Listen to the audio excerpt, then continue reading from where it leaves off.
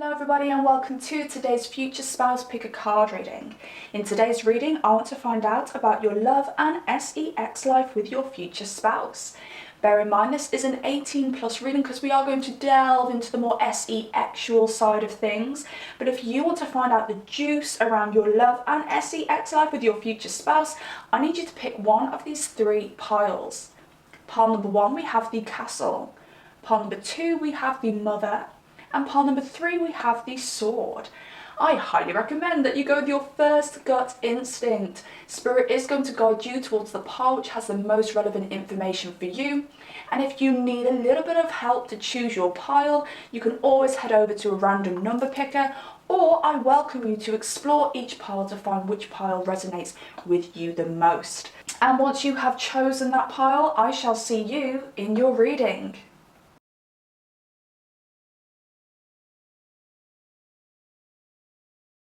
Hello there, pile number 1. Welcome to your reading. Let's find out about your love and S3X life with your future spouse. Now you chose the Castle here, which is actually a really beautiful and glamorous card. I actually really like that card. When it popped out, I was like, oh, I like that, Spirit, thank you. Now, I asked Spirit to give me a card which represents a flavour of your relationship with your future spouse. And with the Castle, I do feel a lot of power. I feel an emphasis on materialism. I feel an emphasis on conquering, and it does make me think that you and your future spouse very much share the need to achieve, the need to attain. You may be quite materialistic as a couple, and there ain't nothing wrong with that, okay? I've got a Taurus Venus, so I resonate with that fully. But I can sense you both being very hardworking. I can sense you both meeting at a point where you have both reached a level of satisfaction when it comes to what you've achieved. Now, if you're somebody who is working very hard towards a goal of some kind, I really want to say that your future spouse will enter your life when you start reaping the rewards from that goal. Now, if you are somebody who's already reaping the rewards, it could well mean that your future spouse isn't too far away. But I do see this being a very materialistic dynamic. Once you achieve something, you both want to go for something new. I also sense a level of independence with you both as well. You've got goals that you want to achieve together, but you've also got goals that you want to achieve separately as well. You're both very stable and sustained without each other. So that's amazing, because this isn't a relationship of convenience. This is a relationship, a marriage of two people wanting to be together, two people really being fascinated in the other person and knowing that they can learn and grow from being with the other person. I do very heavily sense that your future spouse is extremely logical. I would not be surprised if your future spouse is actually an earth sign. We could be looking at Taurus, Virgo, Capricorn. And I want to say on your end, I'm sensing a bit more of fire energy. I'm sensing Aries, I'm sensing Leo. I have no idea why I couldn't say Leo. Maybe Leo isn't as strong in your chart. I actually sense a little bit of Leo energy with your future spouse. But we're looking at Aries, Leo and Sagittarius for you. Bear in mind this can be your sun, your moon, your rising, your Jupiter. One of the main placements that really expresses itself outwardly. So another thing I think when I feel the energy of this Castle card is the castle walls, okay? I've just recently been to York. If you're from the UK, you'll know York well. It is a town that is built within castle walls. And something really interesting, and something that didn't even cross my mind, and you guys are going to think I'm so stupid, but I was with a friend at the time and they said, oh, New York was named after this place.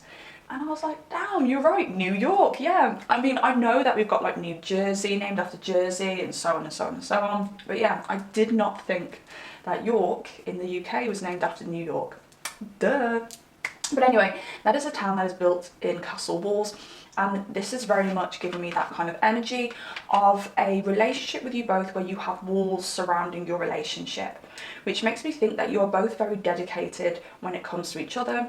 There is no fear of the other person looking outside of the relationship. There is no fear of the other person straying outside of the relationship, because you guys have this level of like sheer focus when it comes to, when it comes to your careers, when it comes to like your fitness goals, when it comes to yourselves in general, that when you both partner up, you have that laser focus for each other as well.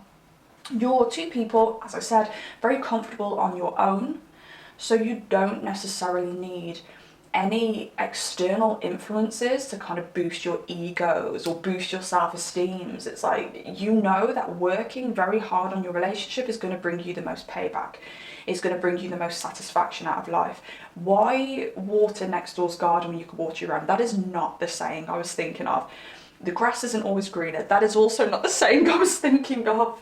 But yes, it does make me think that you guys are going to have a very private relationship, but also an extremely secure relationship. I really feel like you guys are going to feel so secure with each other, no fears of anyone looking elsewhere. When you guys get married, like, it is for life.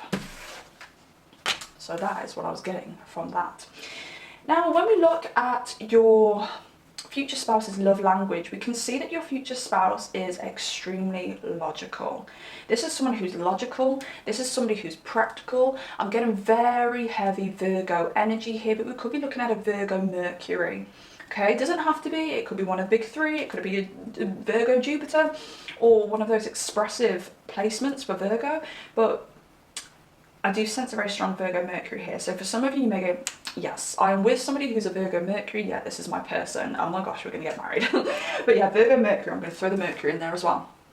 But your person, your future spouse, is extremely logical. I want to say that they do a job that requires a lot of thought. I don't see somebody necessarily who uses their hands when it comes to their career. I see somebody who really strongly uses their brain. And obviously we use our brains and our hands in all careers, but I mean emphasis on the brain, emphasis on the skill.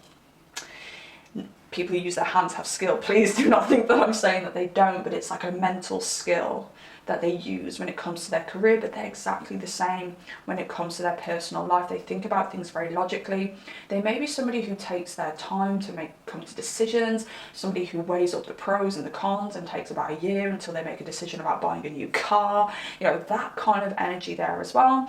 And I'm picking up on a little bit of Libra here too. So we could be looking at something like, you know, a Libra rising, Libra Venus here as well. But they're very logical. But it means that they see the relationship very logically.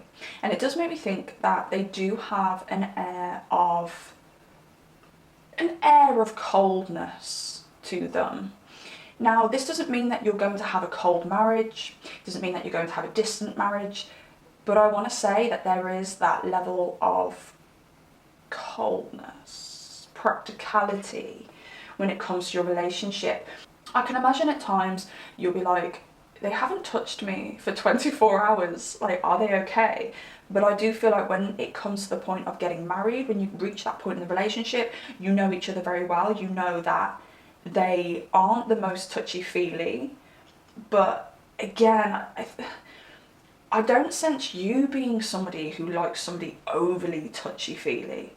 So I don't think it's really going to be an issue for you, but there may be questions here and there, like, you haven't touched me for 24 hours, like, you got a problem? And they're like, no, I'm just thinking about this plan that I have, or I'm thinking about this thing at work, or I'm sorry, I didn't even notice, we've just been so busy. And then by the time it comes to getting married and things like that, you're going to know each other so well to know not to take that kind of thing personally. But on the plus side, it means that any issues that you both have will be thought out logically. Your future spouse is not somebody who's going to blow their top, get butthurt about a comment or some kind of situation. There's somebody who's going to sit there, they're going to think about it, they're going to dissect it, and they're going to come up with some kind of logical solution or some kind of understanding, which means that you guys can move forward and expand within your relationship, which is super duper doopity dooper doos. Super duper duper duper duper doos. That's what it is. It's great. When they understand something, when they can logically process something, I think I said that the wrong way around. When they can logically process something, understand something, they can surrender to a situation. They don't have a massive ego that's going to be defensive. They understand something, they can surrender. So they're the kind of person that you can say, hey, you know, when you went out on Saturday night, I was actually really annoyed about that because you said that you were going to watch the final series of You with me on Netflix. I know that's like a really crappy example, but even something as like what you may question to be petty, they understand it, they get it, okay? They can see beyond the situation, where another person would be like, so I'm going to cancel a night out with my mates just so I can sit on the couch with you. We can sit on the couch on Sunday night if you want to watch You. It won't be that kind of backlash with your future spouse. They'll be able to look beyond that. They'll be able to see the real reason you're upset about it. You know, okay, yes, they wanted a night in with me, but why did they want that particular night in with me? Why did it matter this time when in the past it may not have mattered? Oh, it's because they had an argument with their mom and they're due on their monthly. Really, you know what? I am not good with analogies and examples today, but bear with me, guys. But they'll look deeper and go, oh, it makes sense. Oh, babe. Or, oh, I'm so sorry.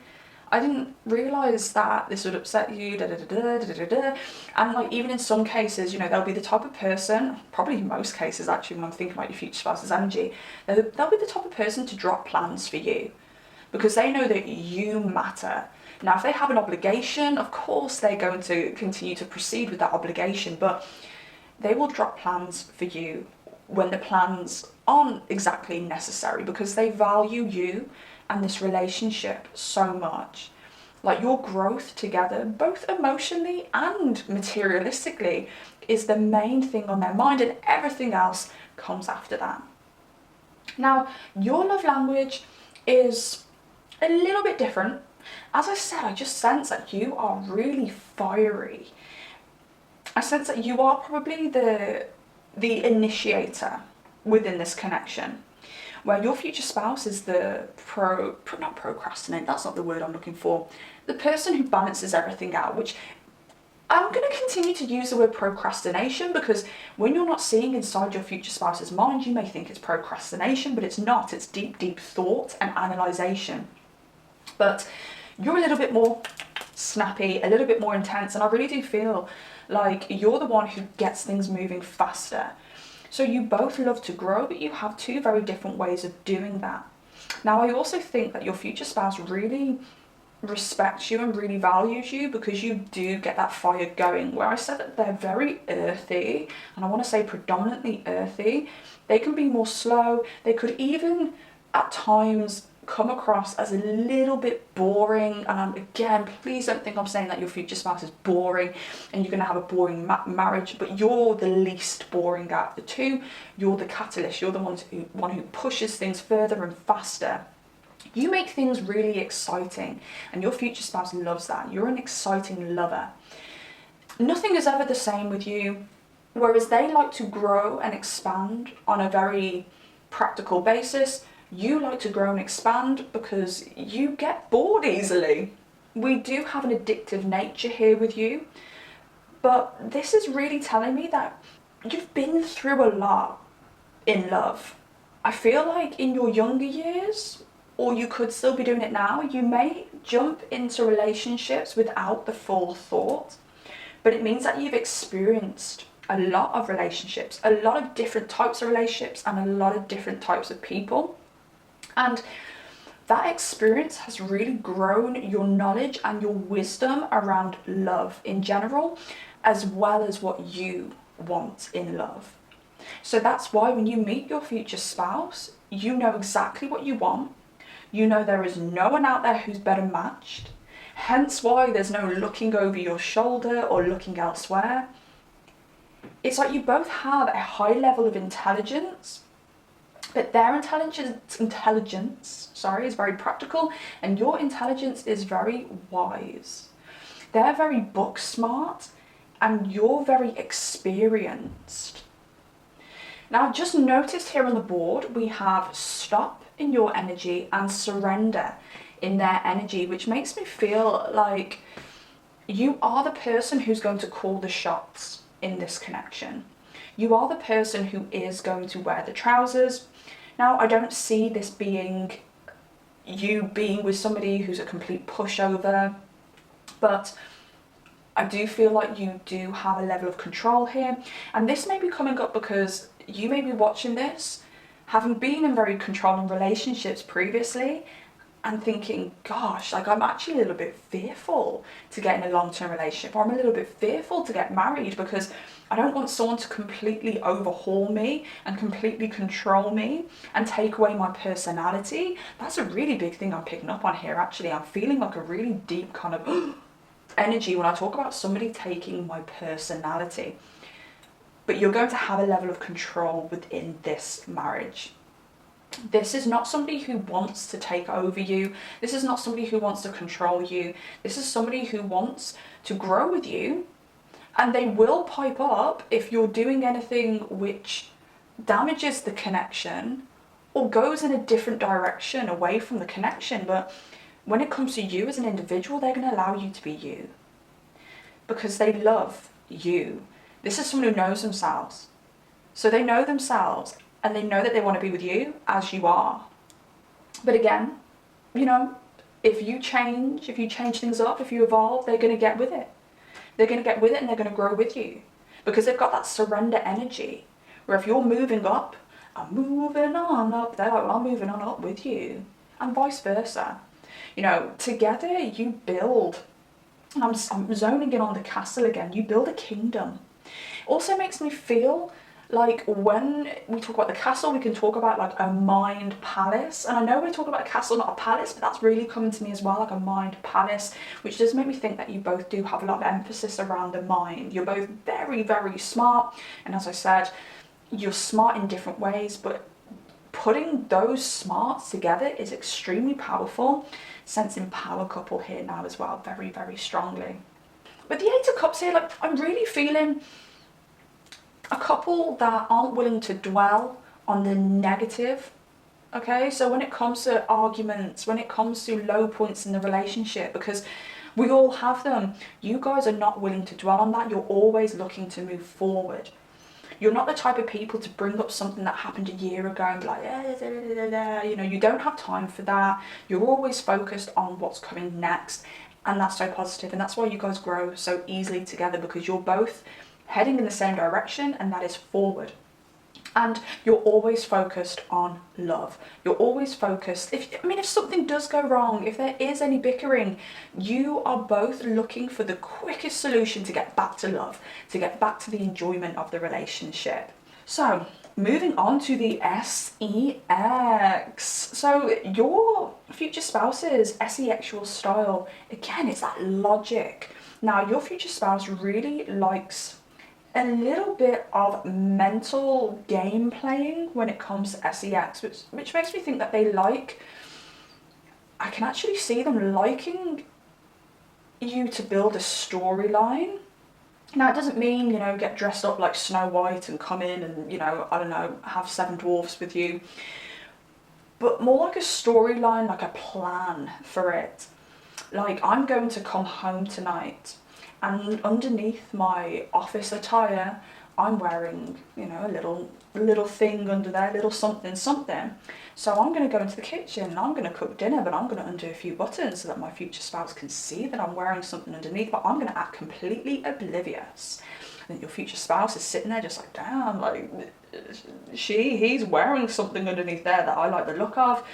And then you come over, you serve them, and then like you bend over. I'm going to go on forever, aren't I, with this? But you see what I'm saying here, okay? And then you're like, no, you know, no, you can't have this kind of thing. And then maybe, you know, do a little bit of role play from there. You know, they like stuff like that. They like SE actual encounters that keep them mentally occupied and satisfied. They like a little bit extra in the bedroom. Now, I also really strongly get that they like that dirty talk, okay? They love it. They love to hear you moan.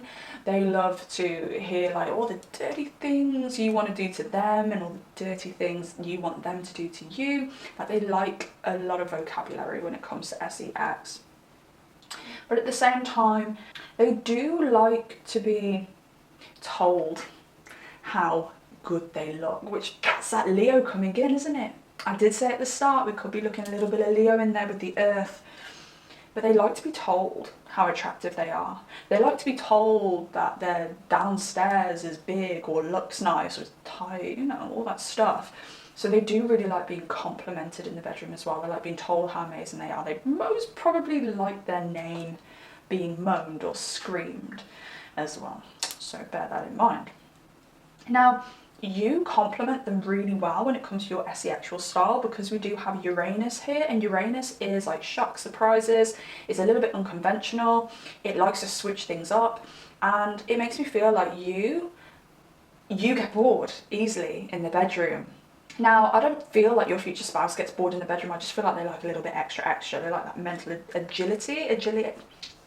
What word am I looking for? They like a little bit of mental stimulation, where you can get very physically bored in the bedroom. So you like to do things a little bit differently. So that means that you don't mind doing that little bit extra in the bedroom. You don't mind creating some kind of storyline or role play, or, you know, experimenting. Now, what I see here with Uranus, water and Taurus, if I just saw Uranus on its own, I'd say you are a freak in the sheet. And yes, you very well could be. But because we have this water energy and this stable Taurus earthy energy, it does make me think that with somebody that you're not into, you're very happy to just do basic. Because if you're not really into somebody, and I don't even think you're the type of person who would do it with someone that you're not fully into, but of course we've all been there. You know, I've been there.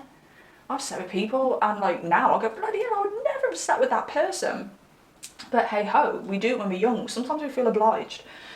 But never feel obliged to sleep with anyone. But you could sleep with somebody that you're not that into, and you could just do missionary happily for 5 years. Because they don't ignite you. But when it comes to the right person that you're truly emotionally and physically attracted to, like your future spouse, you is a freak. You pull out all the stops. You like to do gymnastics. Like, you like to go all out. But you have to have that emotional connection with that person to feel free enough to do that, because Uranus is also freedom. You need to feel free for that freak to come out. And again, you know, your future spouse knows this, so they don't look at you like, wow, this person's a freak, oh my god, I bet they want to be freaky with everyone. Like, they know that you are loyal to them, they know how stable you are, and they know that they are one of the very few people on this earth that you do these kind of things with. Bear in mind as well, yes, you may be very freaky, but you have a level of awareness in the bedroom as well, where you know when something is too much. You know when something goes from classy to trashy, okay? Because you can be a freak and be classy, okay? It doesn't always have to be trashy. But because of this Taurus energy, I feel like you won't do anything trashy. You like to do freaky things. You like to switch things up. You like to be experimental, but you will not do anything that crosses a boundary. You will not do anything that, what's the word I'm thinking about, degrades you. You will not do anything that degrades you. And that's beautiful, because your future spouse does have a level of, I want to say snobbery, but in the least offensive way, where they won't touch trash, okay? They will not touch trash. So you have that class that they require in a spouse. Now I'm going to pull a few little bits and bobs from the bowls. This is the SE-actual bowl. I am not too sure whether this is going to work, but as you know, when I get called to get the bowls, I go and get the bowls. So hello, me with no makeup on. Oh my goodness gracious, you're not supposed to see me. Oh my god.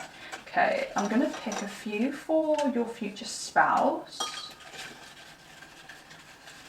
breathe and concentrate. Okay, and then I'm going to pick a few for you.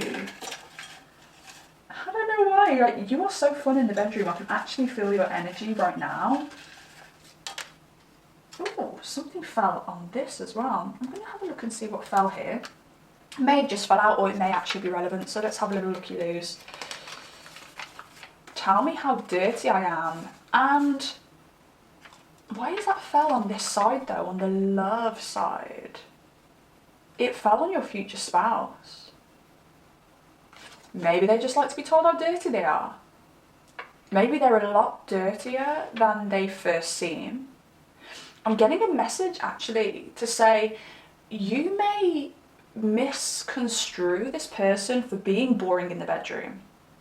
I actually feel like when you meet your future spouse, when you're dating your future spouse, you may be like, look, they're great, they're very mentally stimulating, they're intelligent, they've got a good job, you know, this is somebody who I can definitely see myself being with long term, but I don't know whether I'm going to go on the second date or the third date, because I can imagine them being a little bit boring in the bedroom. And I think this is a sign to say, no, like, they're going to be dirty. I actually sense them being more well endowed than they look. Because I sense this person being a little bit more on the slender side. I don't see them being super slim, but I see them being very slender. Now, if this is a masculine future spouse that we're talking about here, okay, we could be looking at somebody where you think, oh, they're very slender.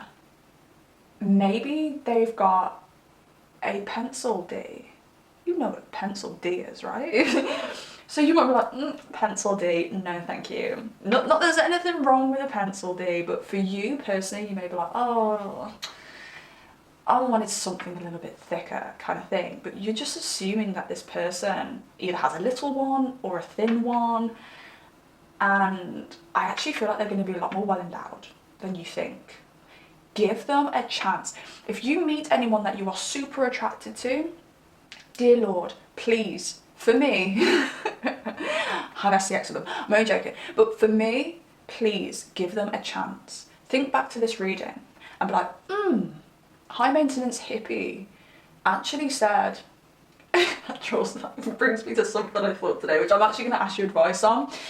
You're going to laugh. But high maintenance hippie said, right, you're going to be attracted to this person, you're going to be mentally attracted. This person's going to really stimulate you, but I'm going to have second thoughts about bedroom antics. Please have bedroom antics for this person. I can't believe I'm telling you to actually just sleep with them, but give them a chance. Please don't pass this by, because they're going to be a lot better and a lot more fun than you think. This takes me on to the thing that I was thinking about today, okay? So, because obviously I said, you know, remember what high maintenance hippie said. And whenever I say anything that's talking about, is it the third person? Am I the third person if I'm talking about myself without saying I? I'm not too sure. I missed a lot of education in my childhood because I moved to another country and I couldn't speak the language. I had to go to the school. But I'm like, oh, do I say high maintenance hippie or do I say my name's Sarah? But then it made me think that today I was in the shower. I also had my deep thoughts in the shower, and I was thinking about something I saw on Instagram today, which is really interesting. Alyssa Sharp, she's an astrologer on YouTube. Please check her out because she is so interesting, so knowledgeable, and literally she blows my mind all of the time. But she said, check out your Mars placement and look at the meaning of that Mars placement and see whether it correlates with your actual name, because Mars is the self and it can represent your name. So I was like, okay, my name Sarah means princess, and I've got a Mars in Cancer, and I haven't really checked to see how that correlates yet. But I was in the shower today and I thought, oh, do you know what, I'm so bored of my name Sarah. Like, why don't I change my name on Depol to Princess? But do you think that is cringe?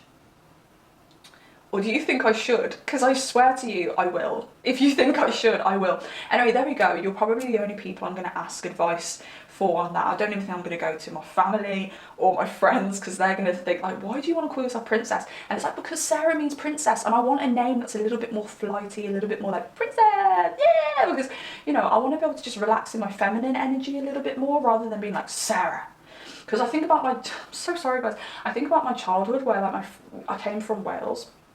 And everyone used to say it, my mum used to go, Sarah! but it's so sharp, Sarah, and I just want to be like, princess, do you know what I mean? So I can be a bit more feminine, whatever. Okay, let's get back to the reading. Let's have a little look into a few extras around your future spouse's S3X. Let me lick you up and down until you say stop. That's not my real voice, okay? Let me lick you up and down. So it does make me think that your future spouse really likes worshipping you, really likes the tease, really likes to feel like you're a goddess and they're literally just looking up at you drooling. I can just feel that. It takes me back to when I just said, you know, you come home from work, you got a little something something underneath your uniform, you're cooking, you're showing a little bit, but you're telling them like, no, like you don't deserve this. Like they love that. Surrender here, we've got surrender. Yes, they absolutely love it. The rain is really loud outside, so don't be alarmed. But they like to surrender to you in the bedroom. They like to feel like they're non-deserving. They like to be like grabbed and kind of like, yeah, you get down there kind of thing. Let's see what else we've got. They're going to do the dirtiest things to you as well. They're literally just going to go anywhere you want them to go because they just love being like your dog. Isn't there a song? Let me be your dog. Let me be your dog. YouTube it, Google it. Let me be your dog. I think it's an old song. That's very much their energy. You left your mark on me. And again, I feel like that's very domineering.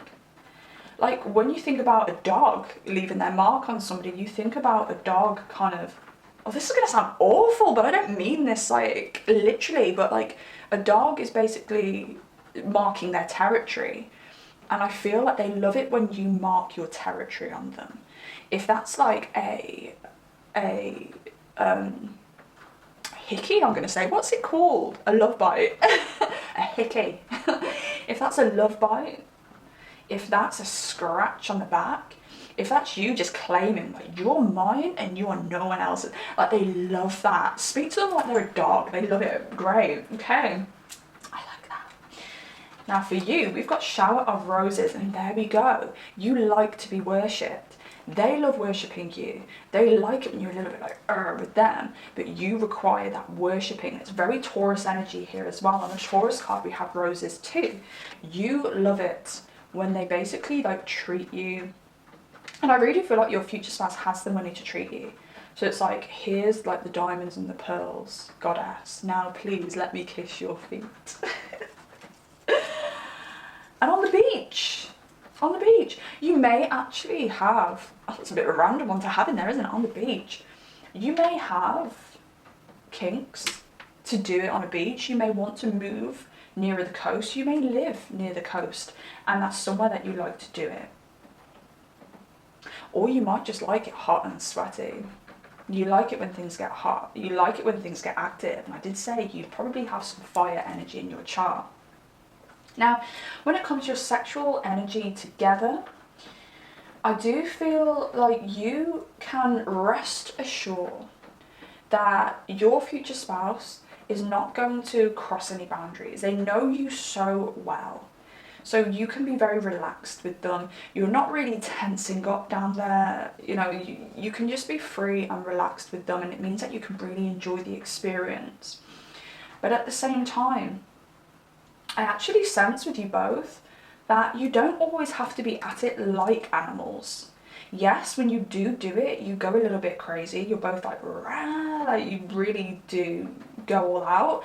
I don't know why I said rah, you go rah.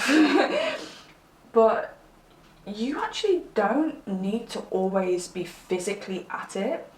You guys can get a lot of satisfaction from mental stimulation, from the thought of it. It's like there's a level of evolvement. It's like you've both evolved. I mean, when we talk about Darwinian theory, we were animals. We were apes. So when we're animals, we have to always be physically on each other, just doing it. No skill, no communication, just bang, bang, bang.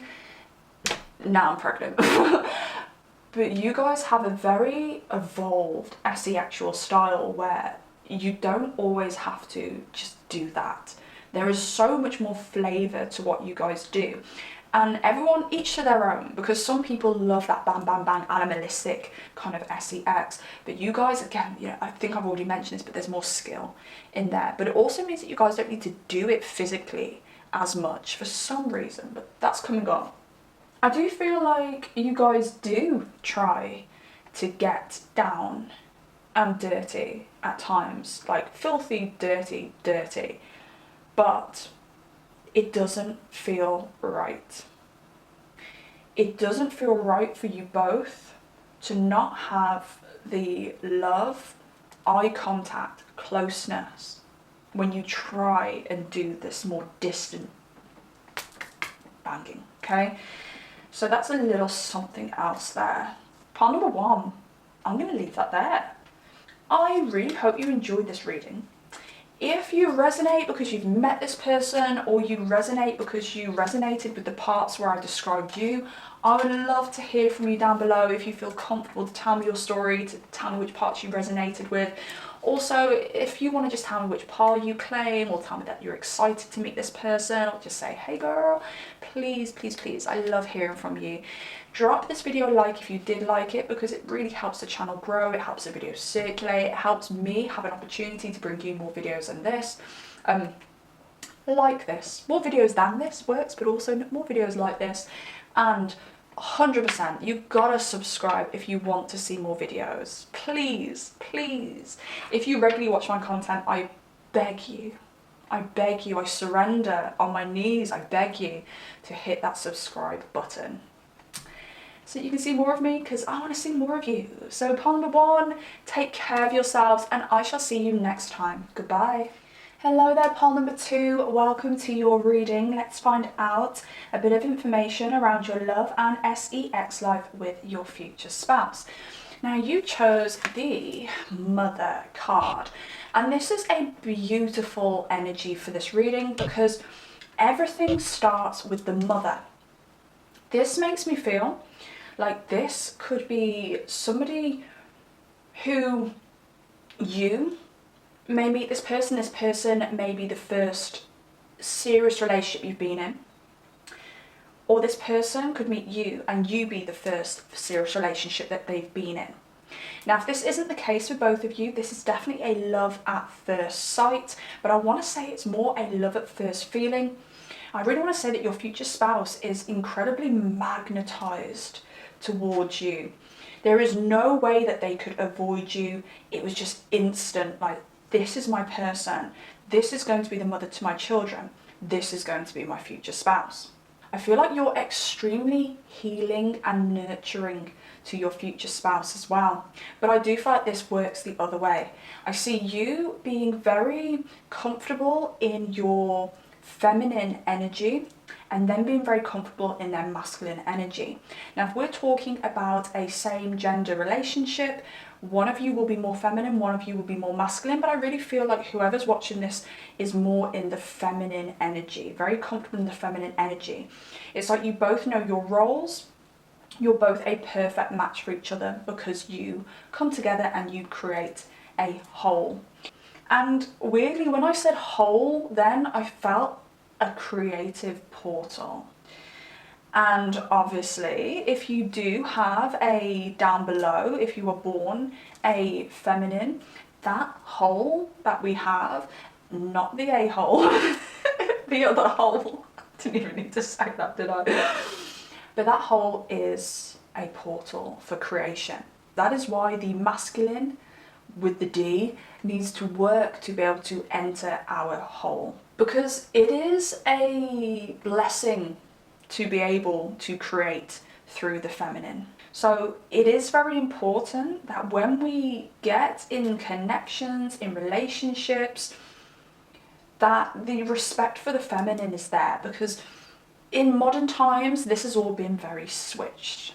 It's made the feminine believe that they are lesser than the masculine, when really it's balanced.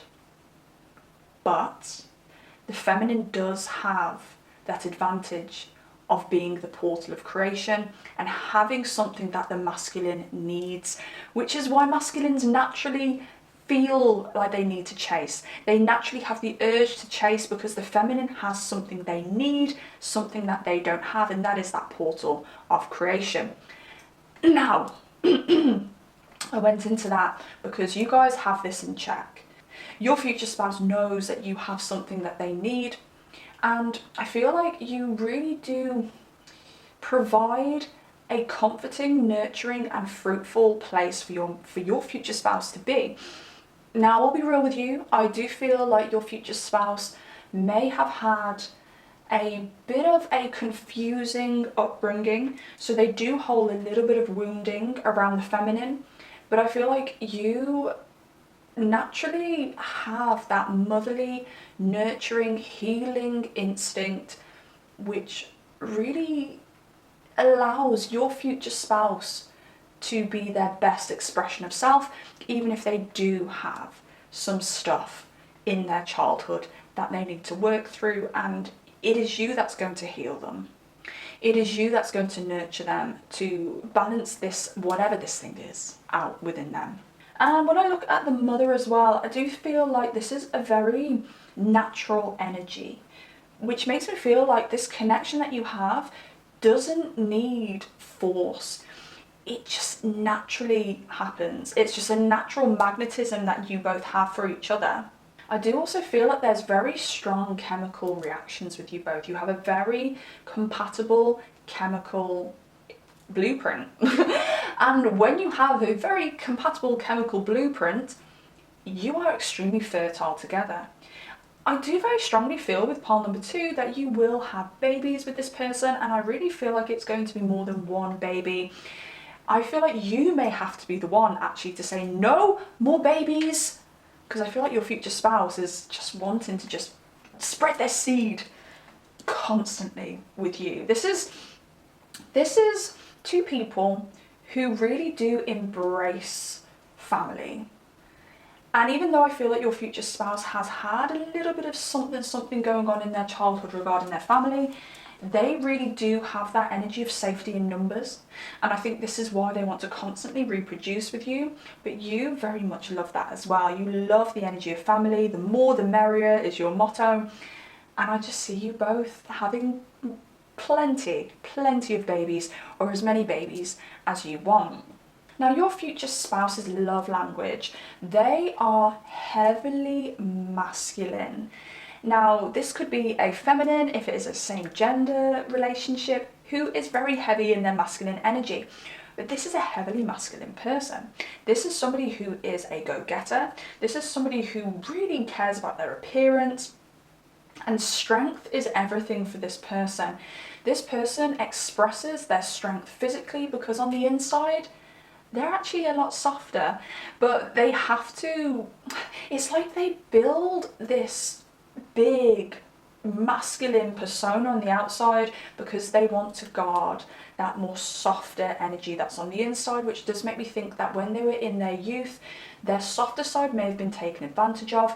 So when they were growing older, or as they got older, they decided that they needed to go to the gym to look bigger. They needed to build this very masculine persona to say, look, don't mess with me, don't F with me, you're not getting past. Now, the beauty of this is that they do not show many people their softer side. There is probably a handful of people in their life that they show this softer side to, and you are one of those.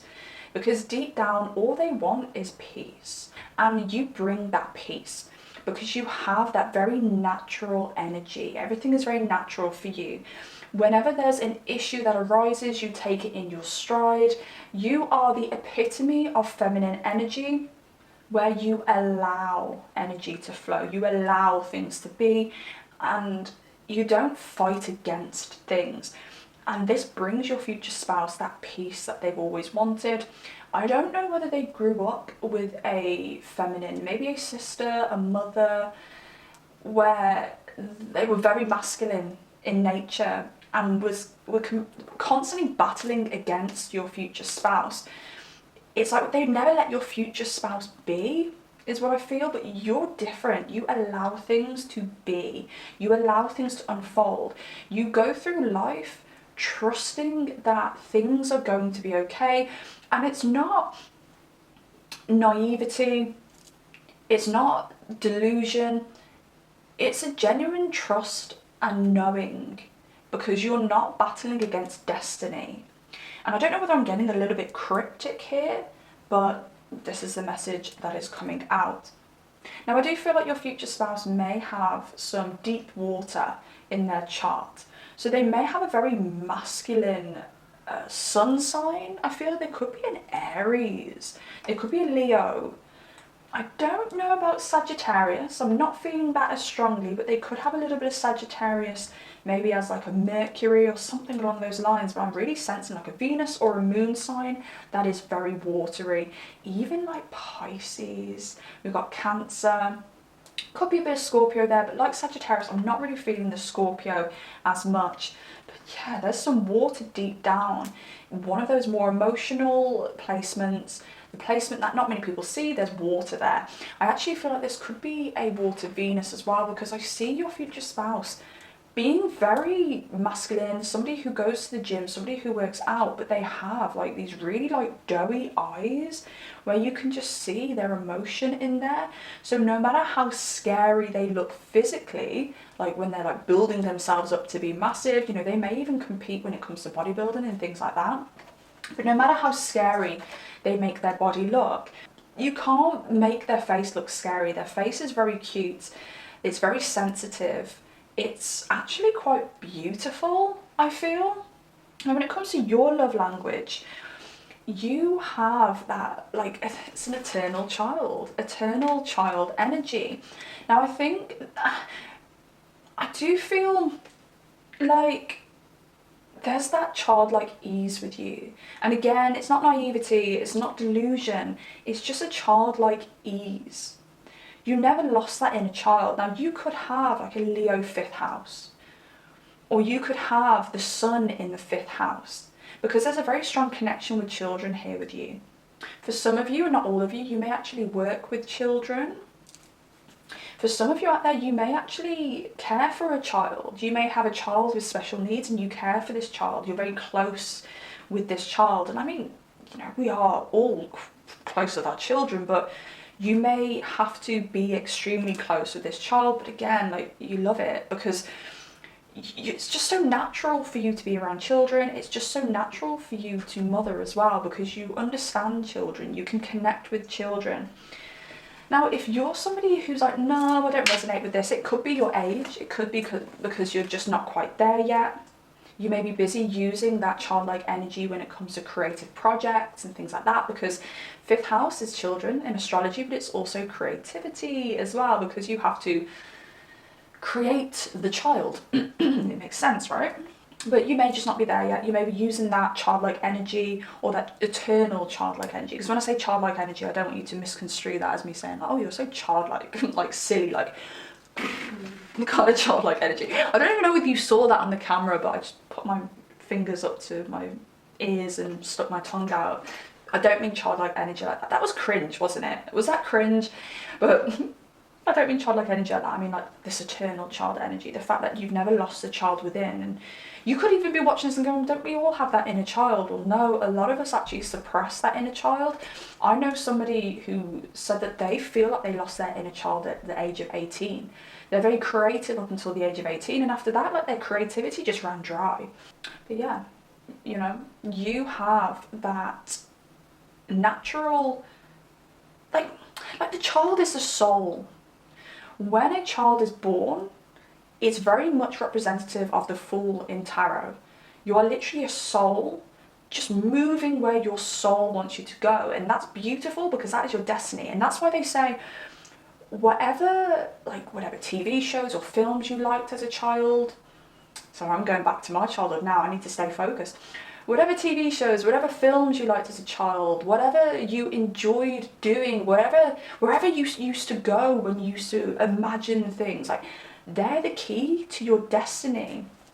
So for example, I used to love Red Dwarf as a child, and Red Dwarf is a 90s comedy. It is for adults, but I discovered it at the age of 4 and I absolutely loved it. It's sci-fi, it's funny, it's humorous, and they're up in space. They're basically lost in space. But that's how I feel when I do astrology. I love getting lost in space. I love getting lost with the planets. And if I had a different education, I probably would have been an astronomer rather than an astrologer, just because I most probably would have been pushed in that direction for money reasons.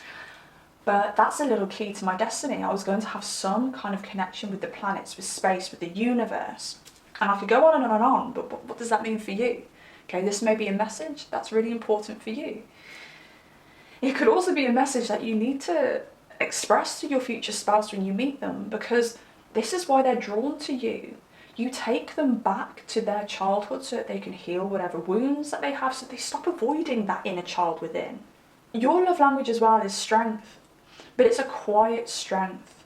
It's the kind of strength that's needed to bring up children, because my gosh, if you are not a mother or a father watching this, it takes incredible strength to bring up children, because they are annoying and they are challenging. But I really feel like children come into your life when you need saving in some way. Because, okay, let's rewind a little bit. Our children, before they come down to earth, are our spirit guides. They're part of our guiding team. So when we give birth to a child, it means that we need a guide to incarnate here on earth. And this is why my personal theory is you will have a child at a time where you're either off course or you need saving in some way. Now, yes, these children may already be discussed in your life contract before you come down on earth. And if that is the case, it'll be planned. You know, this year at this time, you have a child because you'll need some kind of guidance towards this next thing that you have to do. But for me personally, I feel because my birth story was so fated and pretty impossible, like the impossible was made possible when I found out I was pregnant, I really feel like I needed saving. So I actually describe my child, my son, as my superhero. He's a real life superhero, because if it wasn't for him, I wouldn't be where I am today. And if it wasn't for him, I could actually have been in a very dangerous situation. But where was I? The strength, the inner strength. Now, your future spouse expresses that outer strength. They want everyone to know that they are strong because they're defending something inside, but you have that inner strength. And it makes me feel like you teach each other the other side of strength. So I feel like with your inner strength, and you may resonate with this, and I don't want to offend anyone, but with your inner strength, I really feel like it's a kind of strength that can take other people's SHIT, but it can also mean that you take people's SHIT for longer than you need to because you can handle it. And your future spouse comes in to say, you don't have to put up with that. You don't have to handle everything. You know, tell them no. You know, you could be somebody who struggles to say no, and your future spouse is going to come in and they're going to teach you how to say no, and you're going to finally be able to say no. And then vice versa. You teach your future spouse how to be strong from the core. It most probably will take away a bit of outer aggression that your future spouse has as well. And don't be worried about the aggression, because I don't feel like the aggression is towards you, but they could be known as being somebody who's very hard-faced, someone who's very aggressive, could even be somebody who fights.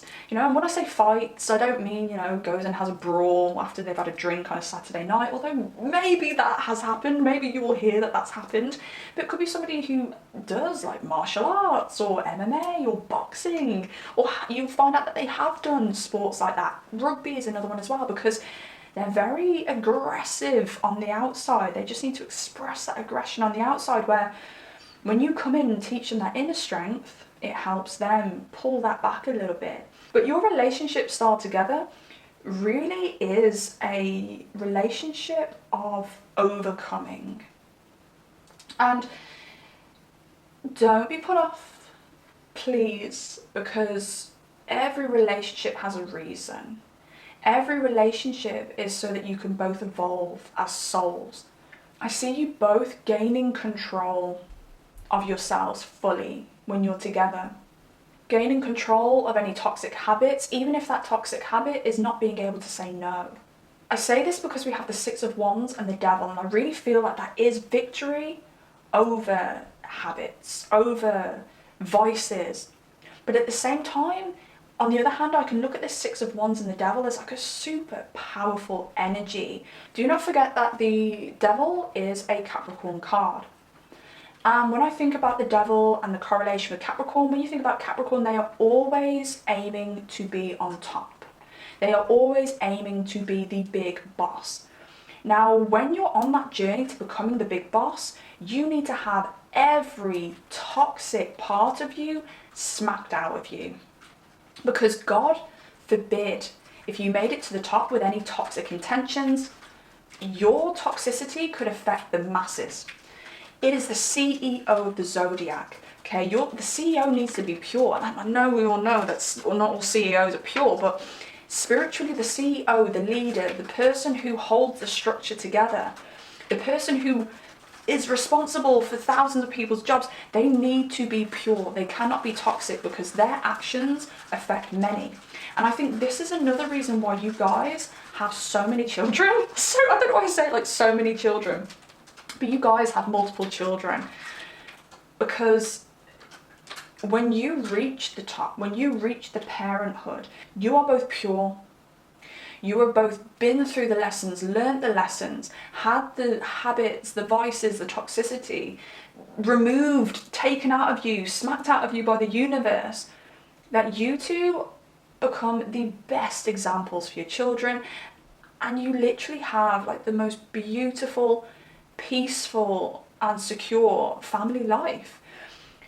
And this is something that your future spouse needs. And for you, I don't pick up on your family life as much. I feel like some of you actually may come from a very stable family, and some of you may have also came from a family where maybe you were, I want to say the neglect could have been it could have been a neglect in a way where you weren't pushed as much as you wanted to be at school, or you weren't given the structure that you needed, which is beautiful because it let that inner child continue to run free. It wasn't forced out of you. Yes, I feel like this is what I'm getting with you. I feel like maybe you wish that your parents had done more. And I think for a lot of you, it was still a good childhood, and you still love your parents and appreciate everything that your parents did, but I think you may wish that they could have done more. But this is what you guys heal. You finally get the family dynamic that you always wanted with each other. And you release all the pain that you're feeling now. You release that with this person. The pain that your future spouse is feeling now. If you know this person already, or you're with this person but you're not married yet, you release this when you reach your marriage. And you may be watching and saying, yeah, we're already releasing this now. We're already working through this now if you have met this person already. But for some of you, you may need some clarification, and I'm telling you, you will heal. You will heal and you'll get everything you want. And it's coming within this partnership. Now for the S3X. So your future spouse's S3X style is interesting. Let's put it that way. It is interesting. Now, I did mention your future spouse is heavily masculine, and they have all of those masculine traits where they like control. They like to be on top. They like to be seen as the big man or the big woman, you know, if they are a feminine here with masculine energy. It's, again, you know, it's very rainy outside, okay? So if you can hear that, I hope it's relaxing and it's not irritating for you. Now, your future spouse, their S3X style is very rough and ready, I want to say. They do like a little bit of like animalistic, they like to take control. They like to be the one who tells you where to be and what position to be in and what they want from you. And that doesn't mean that they are selfish. It doesn't mean they're just like, I want you to do this to me. It means I want you to like bend over and show me your bits. You know what I mean? I want to say they even like you to hurt them a little bit in the bedroom. It's like, I wouldn't be surprised actually if your future spouse has a Scorpio Mars, because that is a kinky AF placement, and they have this weird relationship with pleasure and pain. it's like pleasure and pain merges for them. Now, if you're watching this with a Scorpio Mars, please comment down below. Let me know if this is correct. Let me know if you resonate with this, because I do not have a Scorpio Mars. But I feel like the borders between pleasure and pain can be merged. And they like to experience both so that they can separate those two feelings, which is very interesting.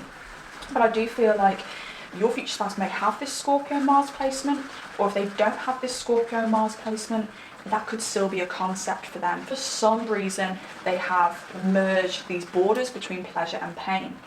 So they may like to do it very hard with you, so it can be a little bit painful. They may like to hear you scream in pleasure and then scream in a little bit of controlled and safe pain. Hope that's not putting anyone off here, okay? But at the same time, S3X for your future spouse is incredibly healing, but they don't know it. They don't know that what they're acting out with you in the bedroom has a lot to do with traumatic and painful experiences they felt in their childhood. Now, S3X is extremely healing. The womb, in particular, for the female, is detoxifying. It's cleansing. Once a month, we cleanse those areas as born feminines with the womb's help. But that is why a lot of masculines will be attracted to a certain person to have S3X, because they have a healing energy that they need. And your future spouse overexerts that masculine energy as a defense mechanism. So in the bedroom, they're doing it. They're playing it out. They're overexerting their masculinity in the bedroom with you to work through it, to heal that, so they don't have to be so overpoweringly masculine. And I do want to say, you know, you really, really are attracted to that masculine energy, because you have the feminine energy in buckets. So it's not like they're overpowering you or anything like that. You actually do see a gentler side to them, and I think when that gentler side comes out, it's really endearing. But you're also highly physically and chemically attracted to their masculine energy. So don't think that this is a negative for you in any way. Like, you love that SHIT. But this healing allows them to relax a little bit more, which is going to be something that you both get to experience when you're married. Your future spouse doesn't know that when they're doing the deed, they are seeking growth. They are seeking evolution. And I do feel further on in the marriage, you will discover this. And you will most probably utilize this SE-actual healing energy. And I did want to say that your future spouse, very, very, very, very high libido. Like, extremely high libido. They just want to do it with you 24/7. Now, your SE-actual energy, on the other hand, is a little more calm. I don't feel like you have a hugely high libido. I do feel like you like doing it. You know, I feel like you like SE-X. But you don't need it as much as your future spouse does. Your future spouse needs it because they need healing. I want healing, I need healing, I need to do it. Where you don't need as much healing as them. You're okay with not doing it for long periods of time. I also feel like you could be a little bit hard to please in the bedroom. Now, this is a very positive thing.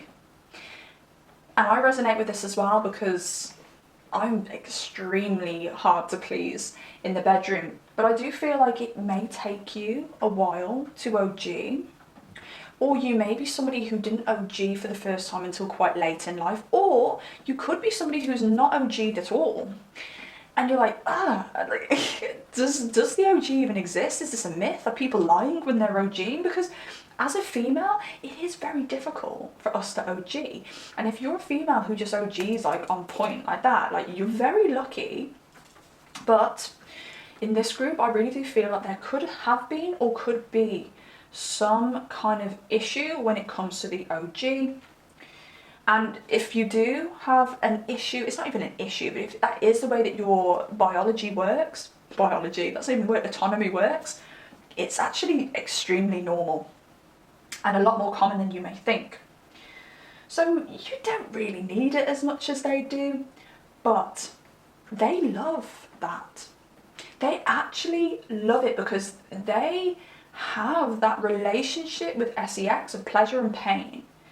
That's like pleasure and tension. You create so much tension on a daily basis for them.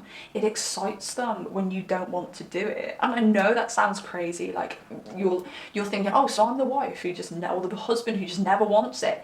Not like that at all, because I am going to elaborate on this a little bit more. But when you say no, or when you're doing it and it takes a little while, or for you to, OG. I hope you know what OG means on this channel, because I can't say the word. When you boom, when it takes a little while for you to OG, they absolutely love that. It is a challenge for them, and it really gets their hormones and their testosterone racing. They're just like, I need this, I need this, I need this. It's like they need it like it's food, like it's sustenance. So the more hungry they get, the more excited and more they get, and they love being in that testosterone, highly testosterone overload kind of energy. It is their energy. It's just good for them. Okay, they love it. But when you do want to do it, which will still be a healthy amount. I'm not saying like you never want to do it and you're only going to do it on Christmases, birthdays, Valentine's, and Easter. But when you do it, you have a very submissive energy that they love. You may think because they're always on it and you're not on it so much, it's not a match.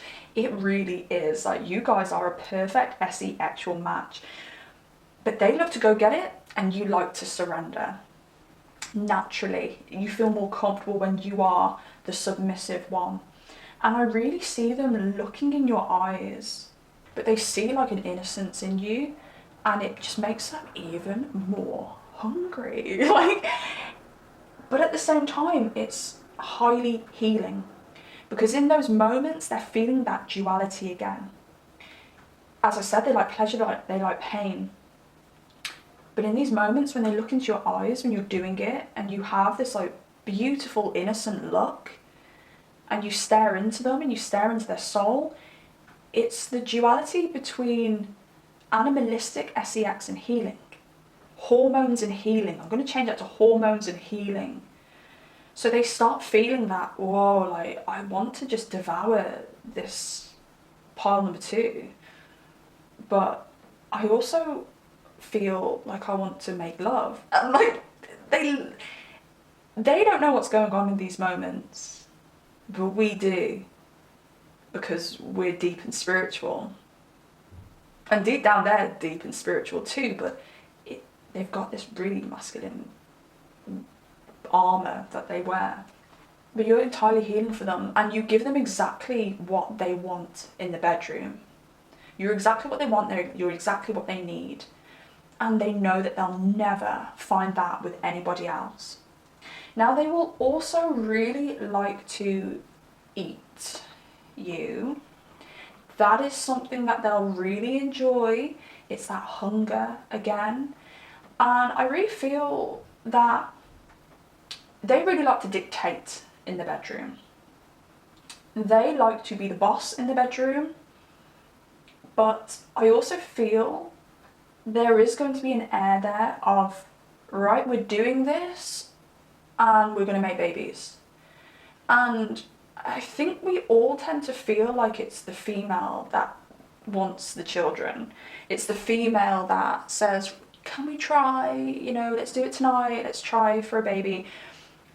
It's the masculine in this one. He's like, right, we're having babies, I'm gonna make you pregnant. But again, it's that masculine energy that they have where they need to make their mark. They need to impregnate you.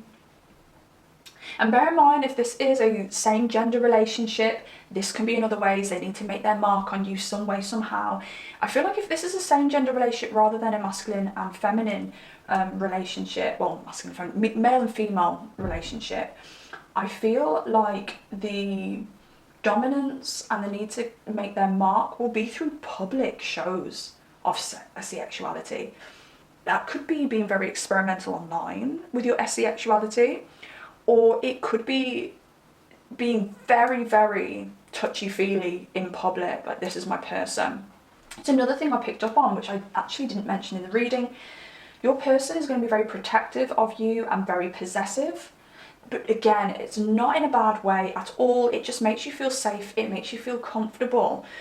You never have to sleep with one eye open because you know that your person has got the place on lock. You never have to worry when you're walking down a dark alleyway with your person because your person is so protective. And if anyone comes into your space and you can't say no for any reason, your person will come in and say no for you.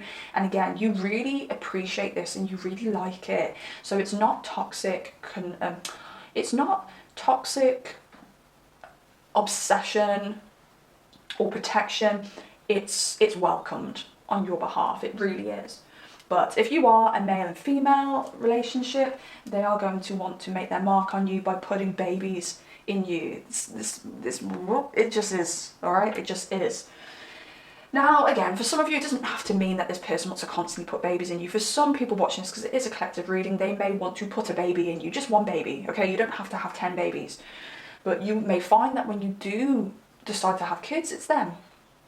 You say, right, I want you to be mine and I want to make my mark, I want to put a baby in you. You know, you may have that conversation.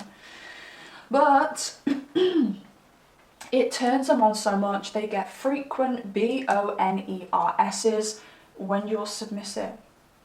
When all you have to do is give them the look and they're just boom. And I don't feel like they feel, and it probably is fact, no one gets them as turned on as you do, because you just have this, like, your scent turns them on, your chemical energy just turns them on. And as I said, you don't do anything that they don't like in the bedroom.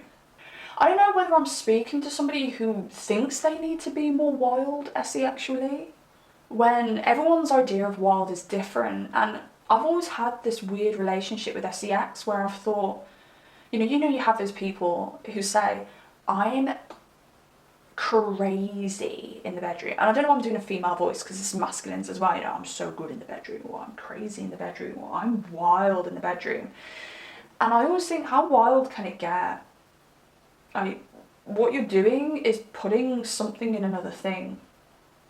Like, it just is what it is at the end of the day, isn't it? So why are we measuring it by what's completely wild and crazy and what's considered normal? Because the line between normal or basic in the bedroom and wild and crazy is very, very slim. There's only so much you can do. And you may be watching this going, no, you're wrong. But that's just my opinion. And if you have a different opinion, my gosh, tell me, because I am always willing to change my opinion. I'm an Aries sun and an Aries Mercury, so I can change my opinion. But that is my view, and it's always been my view up until the age that I am now. So if you are somebody watching this thinking, I need to be more wild, and I actually do know somebody who did tell me that they needed to be a little bit more wild, and I was thinking, you are just everything just as you are. I want to say the same to you, like, no, you don't need to be any different in the bedroom. You don't need to be any more expressive in the bedroom. You don't need to be louder in the bedroom. That's something I've always had an issue with, is I feel like I need to be louder. Well, no, just be you. You don't need to be louder. And I'll take that example here and make it fit for you. But if you were louder in the bedroom, your future spouse would think it was cringe. You are a perfect actual fit for them. And that is what I'm trying to say here. Now let's go into the bowls and get some extra energy here for you. I'm going to go through this bit fairly quickly because I went on a little bit longer for this reading than I wanted to. A couple for you as well. Beautiful. Okay. On top for your future spouse, they like being on top, they like being in control.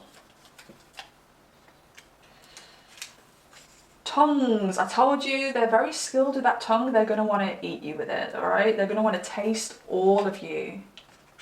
These are just clarifications. I love it. Your scent drives me wild. Oh my God, that's literally what I said. I just said that. Your scent drives them wild. Your chemical your chemical blueprint. They can smell it on you. That's why it's you and no one else. And you may be a little bit more shy than them and thinking, how could it just be me? And it's like, you don't understand. Like, biology says that it's just you. Trust me, it is just you. Now on your side, we have long kisses. See, you're very romantic. You're very feminine. Long, sensual kisses are extremely feminine. And again, it's what heals and soothes your future spouse. Even though it's not their style on the outside, on the inside, you're bringing that out in them.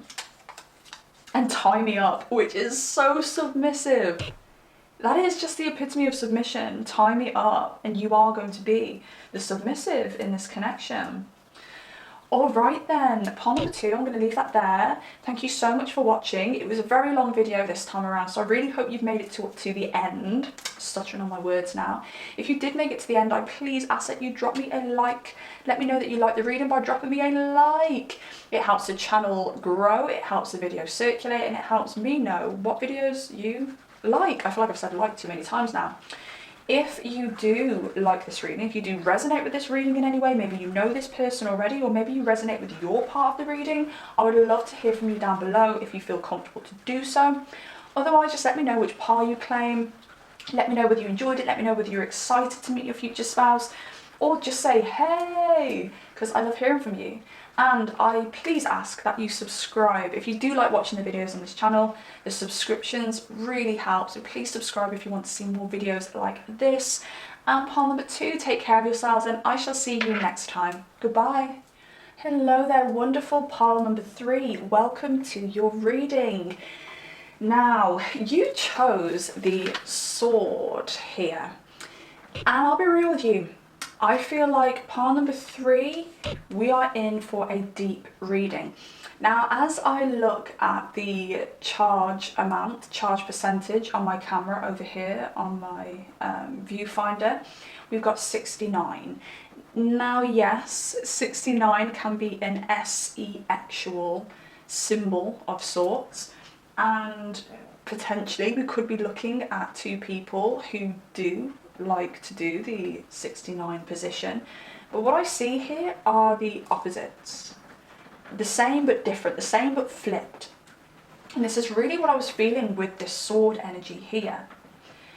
People from 2 different worlds, but you both share something in common. Now, what I found really interesting about this spread, and as I was pulling, I was thinking, my goodness gracious, this spread is so synchronistic that this connection between you and your future spouse cannot be avoided. This is going to be purely fated. This is written in the stars. This is written in your astrological charts. This is written in a contract up above. Okay, there is a very good reason that you and your future spouse are going to meet. Now notice the colours here. We've got the purple and the pinks here on their side, and then we have got the yellow and the orange with like the black, and I know the black isn't on their side, but we've got those colours down here. Okay, can you see the correlation there? And also when we go into the tarot, which we haven't got to yet, look at the similarities with these colours. It is uncanny. So many synchronicities. So when you meet this person, I do want to say that you're going to see a lot of synchronicities. You may see a lot of 222s, okay, 2222, 222, 1111s as well, because you are going to be walking into a brand new portal. When you meet each other, you're going to be walking into a new phase of your life. Yes, when you meet your future spouse, when you marry your future spouse, you're walking into a new phase of life, but this is deeper than that. This is like multi-dimensional. But I also do feel like you and your future spouse come from 2 different backgrounds. 2 people that you wouldn't expect to get along, that you wouldn't expect to be together.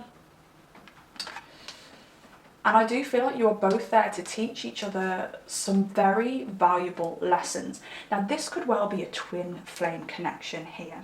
I've not mentioned twin flame in any of the other piles, but this could well easily be twin flames. This could be mirroring each other, but you have got the same soul, but your lives have manifested very differently, and you're here to teach each other the other way of life.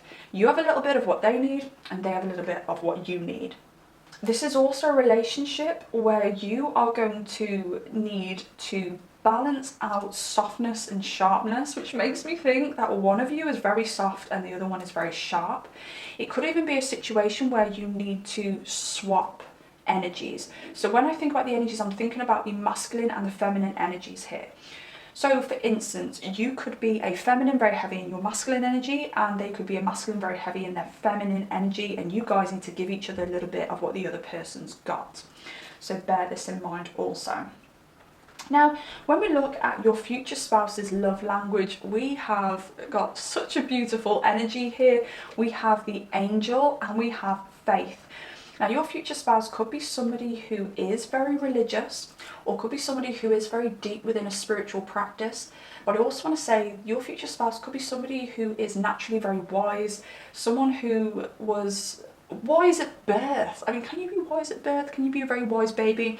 I know when I had my son, he had like adult eyes. I know that sounds really weird, but I went to the gym around the same time because there was another lady who was having a baby at the same time as me in the gym, and then there was a grandmother whose daughter was having a baby at the same time as me.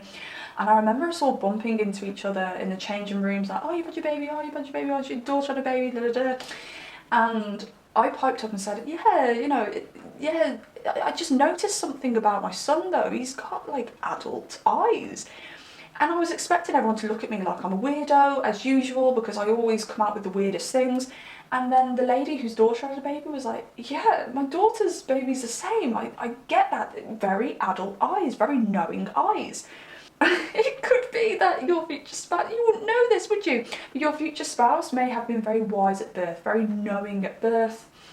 I actually know somebody who is naturally very wise. I actually laugh at that because they've got some really silly behaviours as well. But when they were a child, they decided to be vegetarian because they understood the pain that the animals were going through. They understood how bad certain things were at a very young age, where I'm throwing myself under the bus here, whereas me at that similar age, I was still naive, I was still oblivious. Now I'm going to say I caught this person up and I'm more woke than this person now, but they're a very wise child. Now this could be the case with your person, your future spouse. Always been very wise. Bear in mind, they could be a very high life path number. They could be a life path number 9, 11, 22, 33. Okay, so we could even be going into the master numbers when it comes to their life path. But yes, this is somebody with an extremely pure soul. This is somebody who is healing. This is somebody who you can trust. This is somebody who is here to support. This could be somebody who is naturally very motherly as well. I really do sense like a Cancer Mars with this person. I sense a Cancer Moon with this person. Heavy, heavy, heavy Cancer Moon energy here with this person. But it could be Cancer placements in general, but I'm sensing that very motherly energy. I do feel like your future spouse is somebody who takes a very innocent and laid back approach within relationships. Now there's positives to this and there's negatives to this. The positive is that this person is very accepting of you, very accepting of your life path. They are going to allow you to be you. They're not going to over control you. They're always going to be there to pick you up if you fall, which is absolutely beautiful. But on the other side, I do feel like you may wish that this person could be a little bit more practically assertive. They are very up in the ethers. It's the best way I can describe them. Easy, lovely, easy, flowy energy. But sometimes you may want to bring them a little bit further down to the ground, like earth yourself. Maybe you feel like they need a little bit more balance. Now I want to say, you will get past a lot of these barriers within the relationship part of your connection. By the time it comes to the marriage, you should and most probably will have a lot of this kind of stuff balanced out. I don't want anyone to feel disheartened that I'm talking about anything veering to a more like negative, challenging side within this reading, because we all know relationships are never kosher. We have challenges that we need to overcome, and that is really what builds a bond. I was speaking to a friend today because me and a friend have had a very similar situation. It's weird, I'm actually having similar situations with multiple friends at the moment, to be honest. But me and a particular male friend have had a similar situation. This was really a couple of years ago, where this was like at the pinnacle. They're not together anymore, and I was saying, you're so hung up on this person. You're so devoted to this person. You can't move past this person because this person got deeper than anyone else ever got. But the reason this person got deeper than anyone else got is because this person triggered you from the get-go. This person triggered you to the point where you allowed them to get deep in your most vulnerable areas. That sounds a little bit S3X now, doesn't it? It's like having a sheet over you. And when you get triggered, think about being hit by a bullet and ripping a hole in that sheet. Now think about getting hit by multiple ones. I don't even know how I'm allowed to say the B word, but think about getting hit by multiple Bs. That sheet is completely open and you are completely exposed.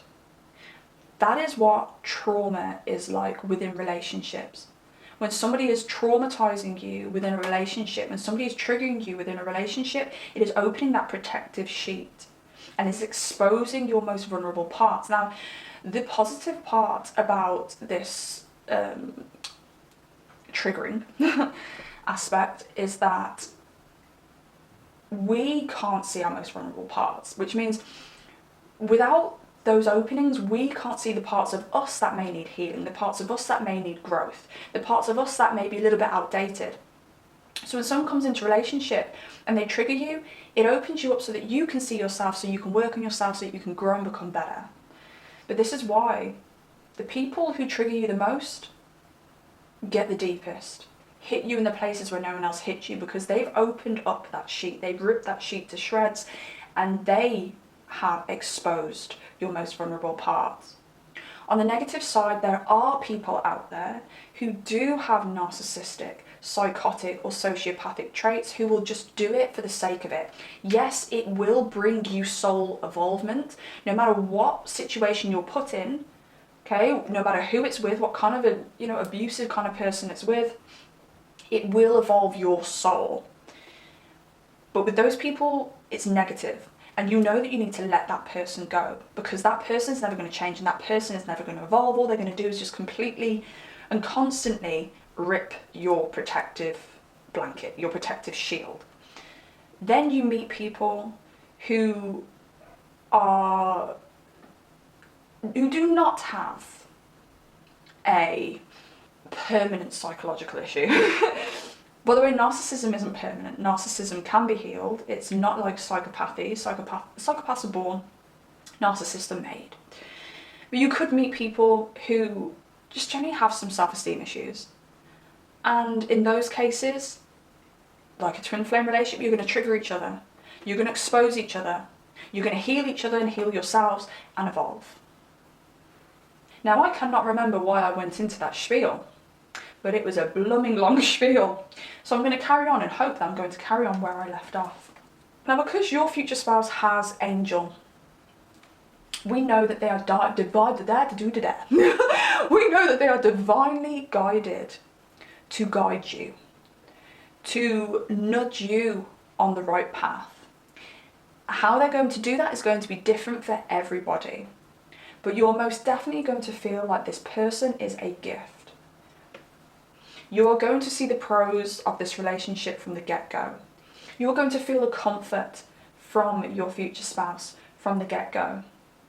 And I feel like they're going to teach you a lot about always having faith. No matter what falls in your life, always have faith that everything's going to be okay. And I really do sense love. Love conquers all is what I'm hearing right now. Love is all you need. Is that a Beatles song? Love is all you need. I'm just hearing that. So I do feel like potentially you may be somebody who needs a little bit of an extra boost of love. Now, I don't mean that you're walking around loveless and empty, but I really sense from your energy that you've had to question love once or multiple times in your life. Your future spouse is somebody who will, you could, how do I say this without being offensive? You could kick your future spouse in the BALLLS's, smack bang in the cojones, and they'll still love you. It's that kind of energy. They're devoted. They're devoted to you. They're divinely guided to you. It's a little bit like you being a blind person and them being a guide dog. Like they're your service dog. I've used the word dog so many times in these readings today. Like dog is the word of the day. That was my stomach going crazy. I need to eat. But they are your service animal. But don't go kicking them in the cojones, okay? Because it will upset them. They will be upset. They are humans. But yeah.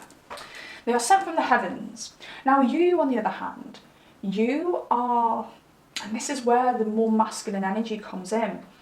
It does look like you have had a bit of a tricky upbringing. Whatever that may be for you, it's going to be completely different for everybody. For some people, the trickiness is going to be quite mild. For some people, the trickiness could be quite severe. But I do sense there being something around the mother in particular. Maybe you cut off from your mother, maybe your mother was distant, maybe your mother was very in her masculine energy, not her feminine energy. Maybe your mother was very harsh with you.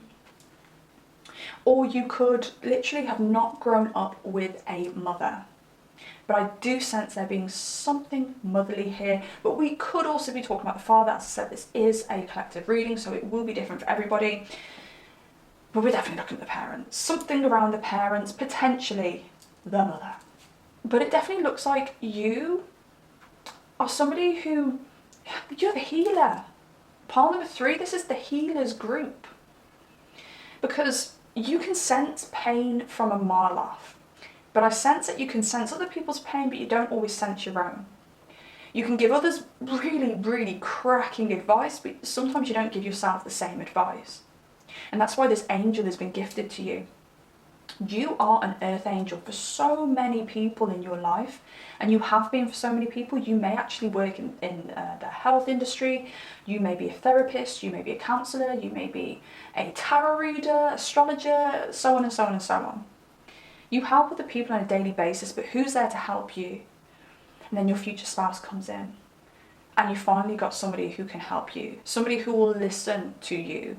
Now naturally as a lover, you are extremely, I want to say you're physically developmental. You're very good at developing people physically. You may be very, very good at advising people to eat well, to work out, to go for that job, not that job, because you can see a little bit deeper than most people can see.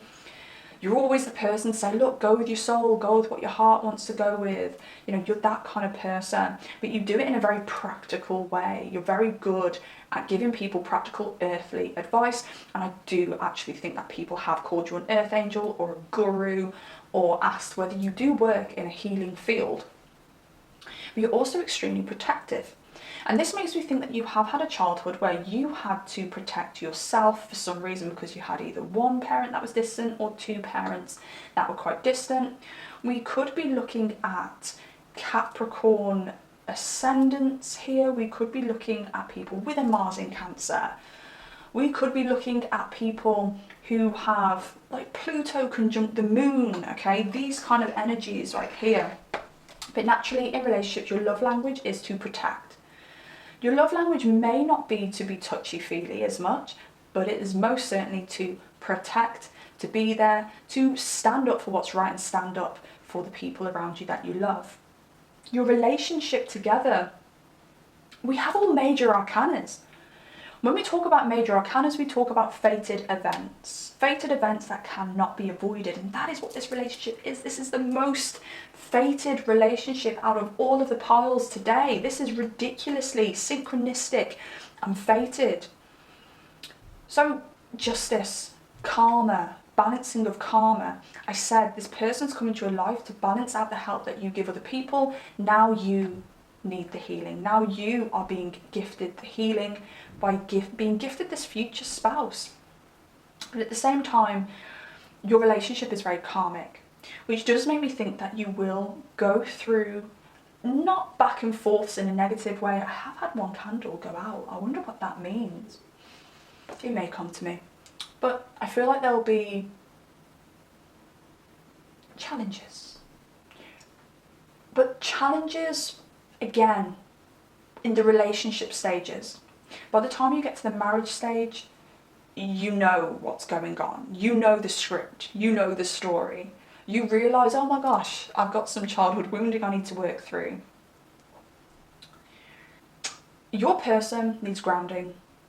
You need lightening a little bit.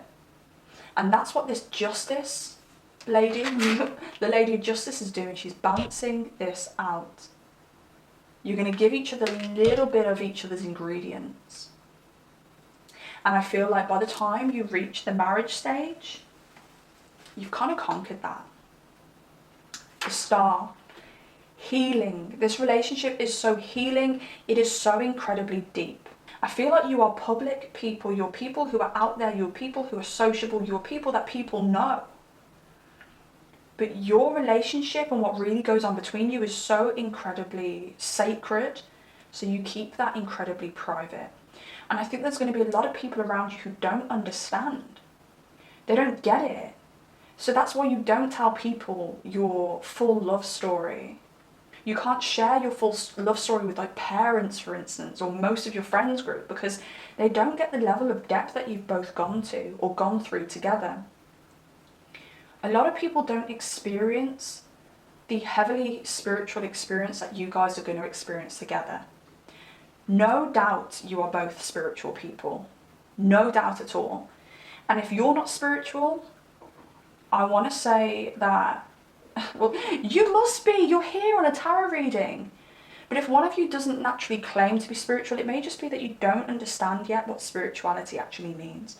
Spirituality doesn't mean, and I actually feel like you know this, okay? So don't think I'm patronising you, but spirituality doesn't mean going to church, having faith. Like when you see the word faith, you think, well, I'm not a Christian, although you may be a Christian. I am actually a Christian, by the way. I don't practice though. But when you see faith, you think, oh, religion. And faith isn't naturally religion. Faith is just believing in something. Believing in your ability to achieve, believing in your own happiness, believing in the Bible. It's faith. And I feel like someone like, oh, I'm not spiritual. It's like, no, spiritual doesn't mean religion. It means more than that. The world is here as well. Now, I think this means two things. You guys will travel together. You guys will explore together. I feel like saying you guys will explore the ends of the earth together. And this will be after the marriage. I see you visiting different countries, visiting different places, experiencing different cultures, even taking your careers overseas as well. That's a very practical way to look at the world.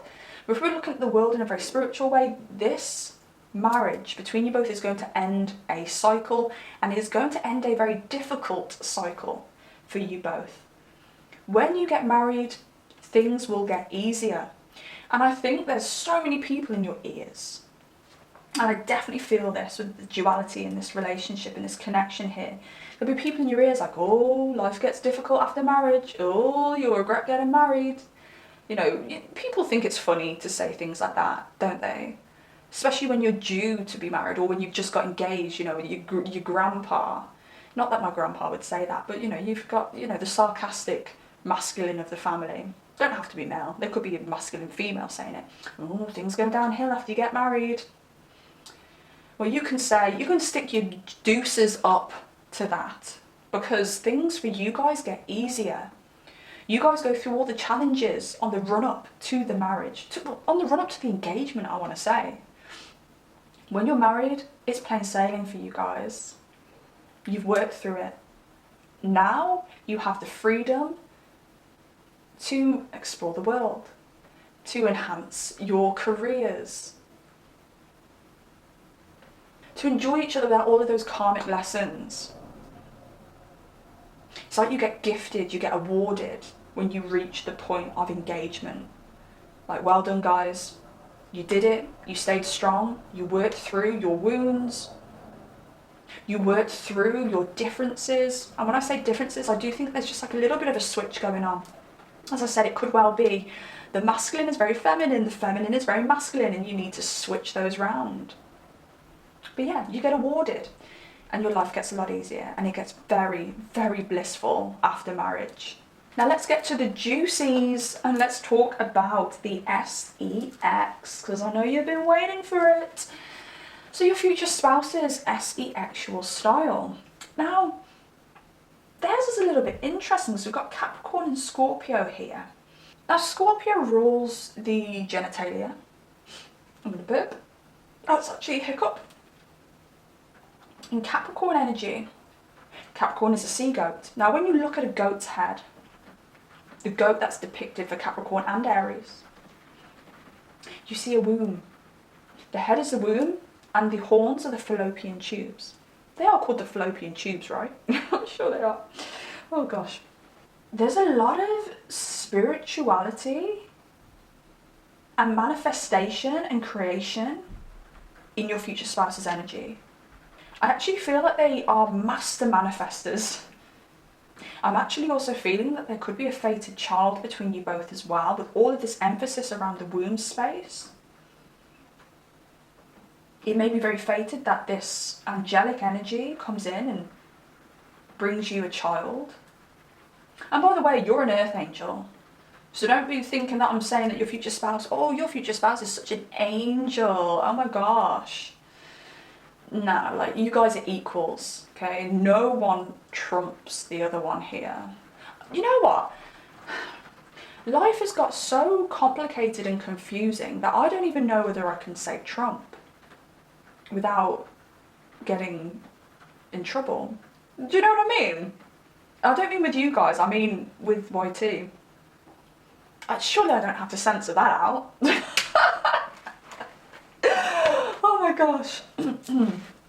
It's difficult, you know, it is difficult these days when it comes to avoiding any type of cancellation or anything like that, but whatever, we'll move on. But I do feel like your future spouse sees S3X as a very spiritual and emotional experience.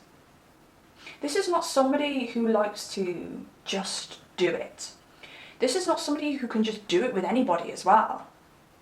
They have this Scorpio energy here, which makes me think they are very highly S3X.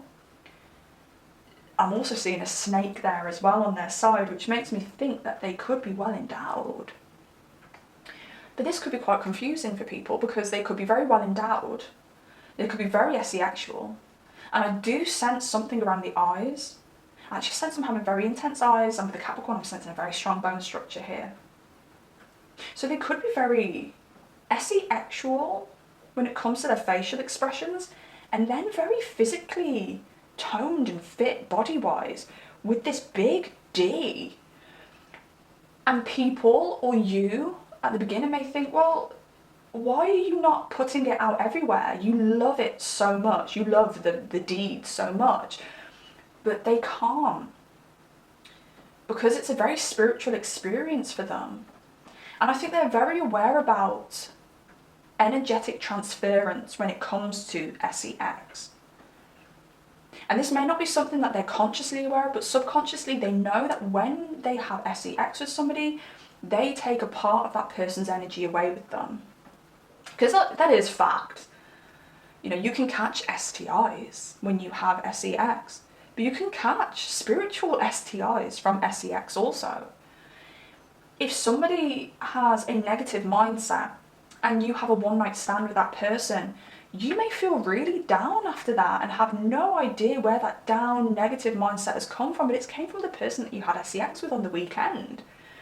It is a real thing, and I feel like your future spouse is very aware of that, and I think physically they may just be like a normal person, but spiritually their spiritual cleanliness means a hell of a lot to them. They like to be spiritually clean. And it's an angel for you, isn't it? It's purity. When you think of an angel, you think about purity. They need to stay spiritually pure. But I do sense, and I think this is where the Cancer Moon comes in as well. I'm sensing this Cancer Moon or Cancer Mars here, because they're very sensual. But this is the more masculine person in this reading. This is the masculine here.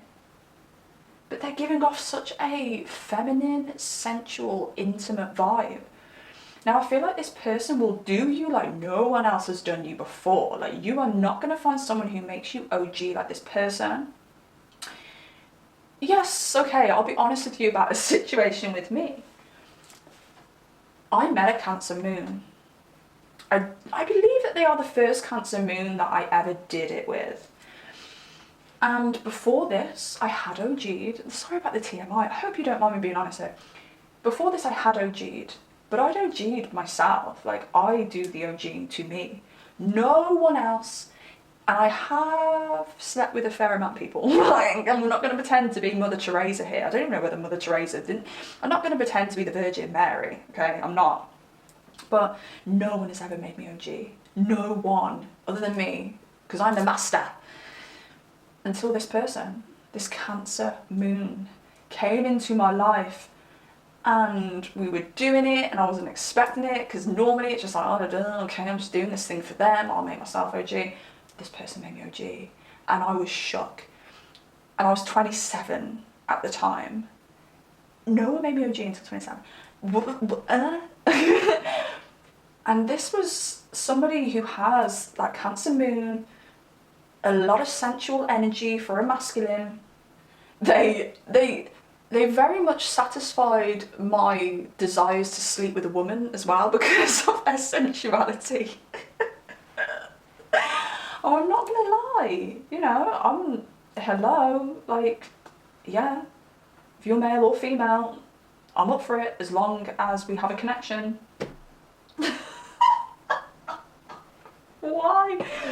Why am I so honest about these things? But that's what I get with this person. They do you like no one else has done you before. They've got some intuitive skills in the bedroom, and they're well endowed. I ain't gonna lie about it, they're well endowed. But there's this Capricorn energy here that I do not understand. Why is that there? The Scorpio and the Yin work beautifully, but Capricorn, mastery. Mastery is really resonating with me here. This person's a master in the bedroom. And I think they know it. They know they're good. And they know that not everybody deserves that, other than you. Congratulations! You've got a master in the bedroom. Now for you. Your S3X style. Mars, the planet of passion and S3X. Now I think you are very physically S3X-y. I think you ooze S3X appeal, and I think if you don't think you do, I think you may be very surprised. You may be somebody who literally just has to flick their hair and it looks S3X. Someone who pulls your chair in and you make it look S3X, but you've got no idea. I actually sense with you feeling like a little bit of a tomboy. Yes, I did mention the genders, the energetic genders are mixed up here. You feel very masculine, you feel like a tomboy if you are a feminine.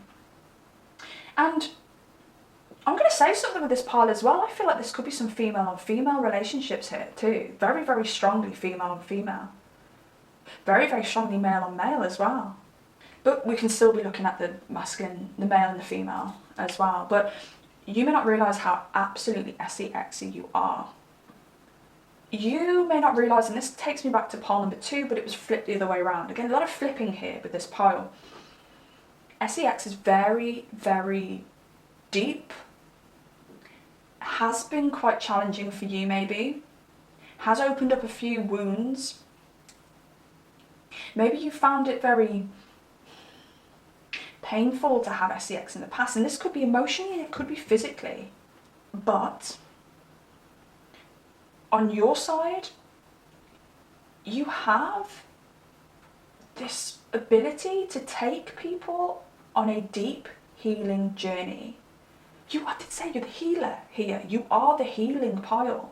You're healers. It's like you can do this physical act, but you can take someone on a spiritual experience. You may find that a lot of people want to sleep with you. And it's because a lot of people sniff your healing abilities. Because S3X is healing. I actually feel with this pile, and I don't want this to trigger anybody, but for some of you and not all of you, you may have felt obligated to sleep with people in your past. It's not necessary. I just feel like you've got this energy where you feel drawn to help through S3X. Now this is also giving me energy of S3X counsellors, relationship counsellors. I'm going to be real with this pile. For some of you, this could be S3X work. You may have always been drawn to S3X work, or you may have had a period in your life where you did do some S3X work, whatever that may be for you. But there's something extremely transcendent and healing about your S3X energy. And this is beautiful because you both have this deeper connection to S3X, and I really do sense you and your future spouse doing a hell of a lot of love making. 1414 as I looked on the clock. Grounding. We'll get to that in a minute because we do have the Four of Swords here, and I do feel like that is very grounding. But you guys may like being experimental. You may like doing all the crazy positions. You may like doing it in the back of the car in a public car park. But you don't need that. You guys can have S3X for the rest of your lives in missionary, just staring in each other's eyes. It's deeper. You go elsewhere. You leave the physical when you do it. And I know this sounds really crazy and really woo-woo, but I really feel if you chose this pile, you'll get it. You'll understand, because not everyone's going to get it and not everyone's going to understand this, because not everyone can do this. You both could actually be people who can leave your body, who have astral projected. NDEs here, near-death experiences here as well. When you two do it, it really eases daily anxiety. You do both see it as a stress relief. And I really feel like it's that sense of spiritual closeness, having those souls entwined, which is what relieves the stress, rather than like the cringy kind of like, the cringy businessman who has to come home and have S3X because he's had a very difficult day in the office. Do you know what I mean? Not that kind of relief. It's the safety that you both feel when you're close like that. It's really anxiety relieving for you both. Where both of you may actually suffer from anxiety, but again, I see it in different ways. So there could be some anxiety within this pile as well. But it allows you to both ground together. It allows you both to rest and be rest assured that you're in a stable relationship, that you're in a devoted partnership. And I feel like for you, it makes you feel that feeling that you might have missed as a child, where you felt unconditionally loved. And I'm not saying you weren't unconditionally loved, because you may well have been, but you just didn't feel it, or they didn't show it. Your parents may not have shown it. But it helps you just rest assured that you're unconditionally loved. I do sense a lot of emphasis around the breast area with this, so I don't know whether you are very attracted to the breast area. I did say I felt same gender relationships and marriages here. So you may be a female who likes the breasts, or you may be a female who is straight who likes breasts. Who don't like breasts? But the breasts really do signify nurturing, the need for nurturing. If you are a masculine or a feminine who is drawn to that chest area, it is most probably that you are seeking some kind of affection and nurturing. Where your energy here is very harsh. It's very harsh, it's very masculine. And if you are a feminine, you may not realise that you actually seek that softer energy, that softer like love making, that softer holding, long kisses and things like that, okay? But this is something that you realise the longer that you participate in S3X with your future spouse.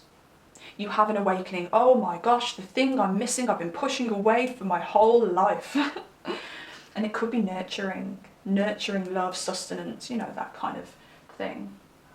With the King of Pentacles here, it does make me think that when you have S3X with your future spouse, I think this is going to be the last person you ever have S3X with in your whole life. And this is a very solo energy as well. S3X is very personal to you both, it's very private to you both, so you're not going to, you know, experiment with threesomes. You're not going to expand your asexual energy outside of the relationship. This is very private between you both. You may talk about it. You may end up being like a couple who are couples counselors, you know, things like that. You may talk about your asexual encounters and the energy between you both, but I don't see you doing it with anyone else. I don't see them ever doing it with anyone else. It's just you two. It's stabilizing for you both, and people couldn't even join in your act because they're just not on your level. They're not even on the same planet as you. They're not in the same realm or dimension as you, and you two are doing it. I'm going to pull a couple of bits from the bowls. I'm going to be fairly quick with this because I've kept you for a very long time. Okay. Oh, just one for you. I may pull another one for you in a minute. We'll see. But for your future spouse, taking body shots. Taking body shots. You know what was really funny about that? I'll be honest with you guys, and I'll tell you exactly what I was thinking when I said you may talk about your asexual relationship. I said you won't have anyone physically joining in with you asexually. You won't go elsewhere, they won't go elsewhere asexually. But then I said on the end there, like, you may express it to other people, you may talk about it to other people. Do you know what popped straight into my head before I said that, but I reworded it? Selling content. Now, this doesn't have to be for everybody, but there will be some of you where you express your asexuality by selling content. And I wish I'd said that now, but I had to reword it. You know, you'll express it outside. That's what I meant, guys. That is actually what I meant. So thank you, Spirit, for pulling me up like that. What else do we have? Tongues. But I do really feel like this is this Cancer energy, Cancer Mars, Cancer Moon I'm picking up on, because they say that Cancer Moons in particular, or Cancer energies, I think Cancer Suns, Cancer Moons, maybe even the Risings, I'm not too sure, you know. Cancer Moons we're going to stick with, and Cancer energies, probably Cancer Mars as well, I'm so sorry. Apparently they're the best sign at oral. Tongues are used in oral.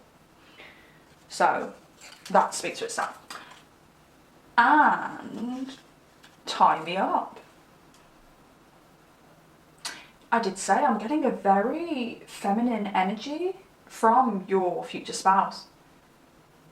So they may be very submissive as a masculine. They like to be the submissive in the bedroom. And you are more harsh. So you could potentially be someone who does like to take control, and you take control very naturally. I think you're the one who orchestrates things in the bedroom, and they're submissive.